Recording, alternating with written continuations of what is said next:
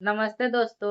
मैं चुनू तिवारी आज आप लोग को खिलौना गीत सुनाऊंगी। गीत अच्छा लगे तो लाइक शेयर और गहरा से कमेंट कीजिएगा और चैनल को सब्सक्राइब कर दीजिएगा। कलश से ऊपर दीपक बड़ा निके लागे, कलश से ऊपर दीपक बड़ा निके लागे। राजा जी के आई मम्मी हमारे आई सासू, राजा जी के आई मम्मी हमारे आई सासू। लाला के आई दादी, लाला के आई दादी बड़ा निके लागे, लाला के आई दादी बड़ा निके लागे।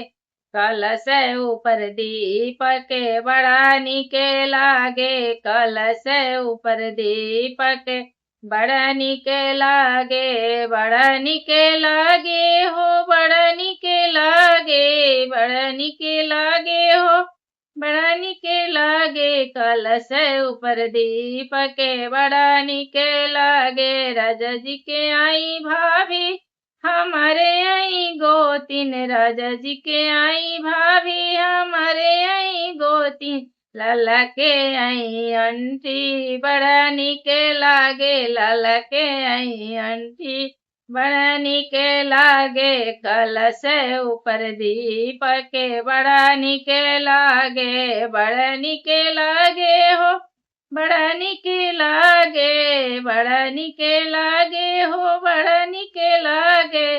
कलश ऊपर दीपक बड़ा निके लागे, कलश ऊपर दीपक बड़ा निके लागे।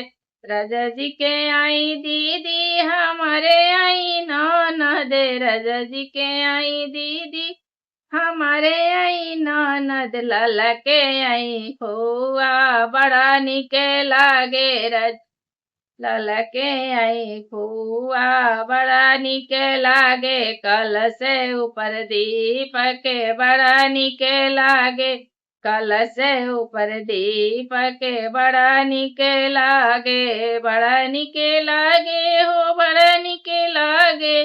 कलश ऊपर दीपक बड़ा निके लागे, कलश ऊपर दीपक बड़ा निके लागे।